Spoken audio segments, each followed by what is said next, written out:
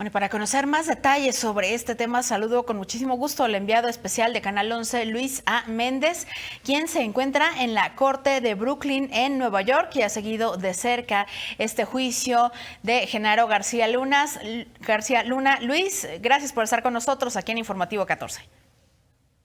¿Qué tal, Claudia? Pues buenas noches y al auditorio del 14, comentarles que pues este día inició desde muy temprano. Los periodistas nos dimos a las afueras de la Corte de Distrito Este, aquí en Brooklyn, Nueva York, para poder tener acceso a la sala en donde se llevó a cabo la audiencia de Genaro García Luna. Fue alrededor de las 9:30 cuando todo comenzó, porque Genaro García Luna salió de una de las puertas de la sala para unirse a su defensa y bueno, algunos ademanes que llaman la atención de Genaro García Luna, que vestía con un traje color azul oscuro, una camisa azul oscura y una corbata negra, pues al saludar a las personas se tocaba, le tomaba su mano derecha y se tocaba el corazón para saludar a los abogados, también a la distancia para saludar a su esposa que lo acompañaba, Linda Cristina Pereira, la única familiar que estuvo presente en la tercera audiencia del día de hoy. ¿Cómo podemos hablar de Genaro García Luna cuando escuchaba los testimonios, como bien ya narraban en esta nota, en el que se le vincula como una de las autoridades principales que permitió el narcotráfico y el trasiego de drogas de México hacia Estados Unidos? Pues bueno, por momentos se quitaba los lentes, a veces se tocaba la cabeza, por momentos descansaba un poco, se volvía a poner los lentes, hablaba con su abogada de al lado, tomaba notas, muchas veces sostenía la vista a los testigos. Sin embargo, durante la mayoría de los testimonios, pues García Luna estaba un tanto ausente. Solamente cuando había algún descanso, él nuevamente hacía este ademán constante de tomarse la mano derecha y llevársela al pecho y saludar a los demás, mostrarse un poco seguro, pero cuando estaban los testimoniales, pues mayormente García Luna se notaba, por llamarlo de alguna manera, reflexivo, otras veces molesto por los señalamientos que se hacían. Comentarte que hubo sin duda pues grandes elementos en este juicio que se vienen, digamos, dando durante esta tercera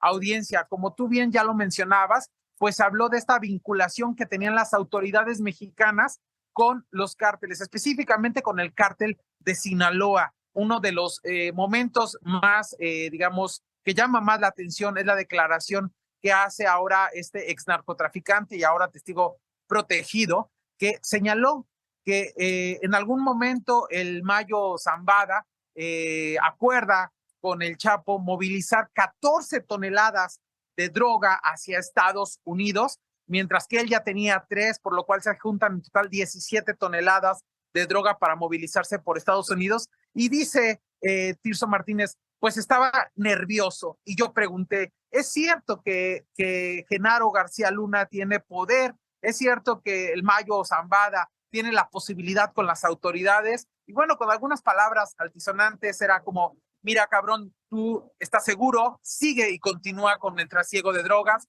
nosotros te respaldamos. Y evidentemente estos 17 toneladas sí fueron movilizadas, a diferencia de 3 operativos en donde sí se decomisaron narcóticos, pero fue en Estados Unidos. Oye, Luis, nos comentabas un poquito dentro de tu relato que se mostraba molesto ante ciertas aseveraciones de los testigos. ¿Cuál es la que recuerdas tú en la que haya mostrado, pues, físicamente mayor oposición con algunos gestos, pues, obviamente en rechazo a lo que se le está acusando en el estrado? Sí, pues básicamente cuando se le señala, por ejemplo, en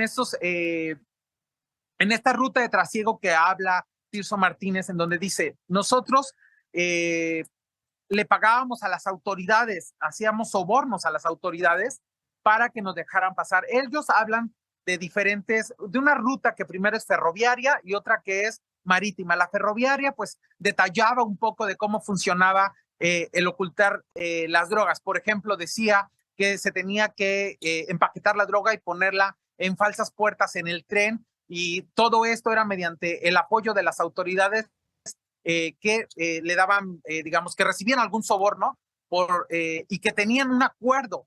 Es importante señalar que los testigos nunca señalaron directamente a Genaro García Luna, sin embargo, sí hablaban de que había una especie de que se sabía que él tenía la autorización. Entonces, cuando se señalaba que la autoridad máxima sabía de este tipo de acciones, bueno, pues ahí es cuando un poco García Luna se echaba hacia atrás, de repente volteaba y comentaba, mucho tiempo tomaba apuntes, pero mayormente estos retratos que empezamos a ver en redes sociales, estos dibujos que se realizan durante las audiencias, retratan justamente estas caras de molestia, el ceño fruncido, un poco de momentos tocaba el puño, y es cuando se señalaba que su equipo, que sus cercanos eran los que de alguna manera actuaban a nombre de él, Claudia.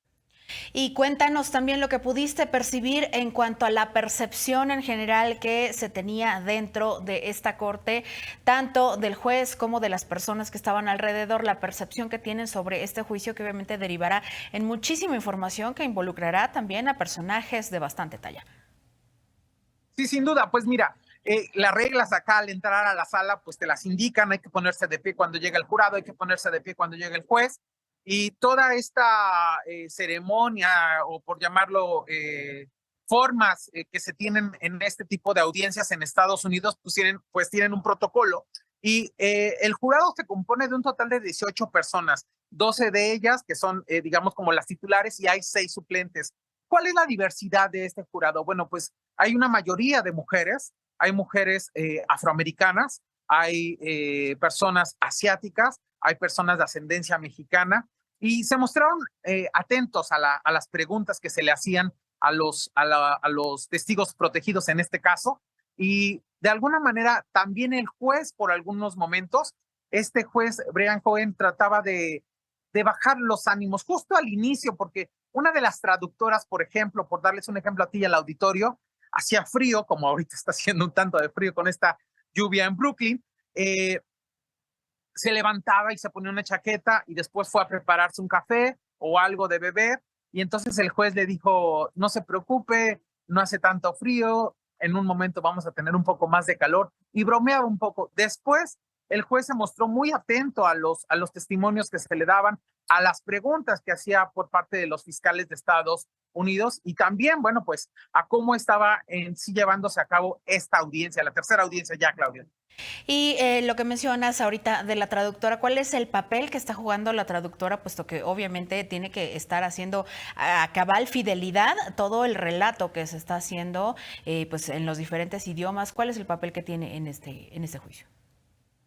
Fíjate que es una pregunta que me parece importante porque algunos, o no algunos, varios de los testigos protegidos hablan español, o no dominan completamente el inglés.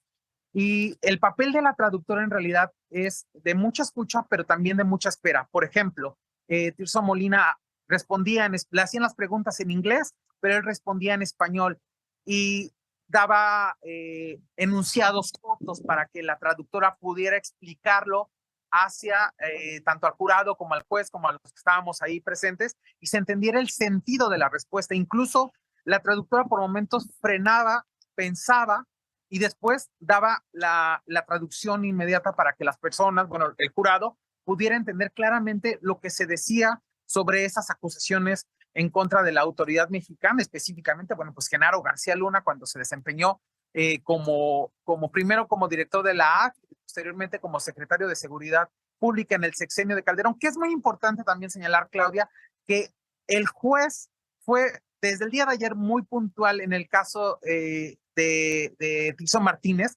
cuando desechó una parte de los testimoniales porque decía que no representaban el tiempo, porque hablaban de 1999, y entonces él decía que Genaro García no estaba en funciones. Hay que recordar que él está en la AFI en 2001 y posteriormente a la Secretaría de Seguridad Pública con Calderón.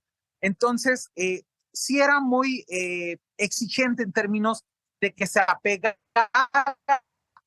al periodo en que se está haciendo el juicio a Genaro García Luna. Comentarte que justo los fiscales insistían demasiado en las fechas en términos de cuándo estuvo Genaro García Luna al frente de las diferentes dependencias en materia de seguridad. Pues ya bien se le conoce el superpolicía, el hombre fuerte de Calderón, este hombre que tenía el control de los medios, ahora pues era visto desde otra óptica, este hombre que tenía el control de la seguridad pública de nuestro país, ahora está en el control de las autoridades de Estados Unidos, Claudia.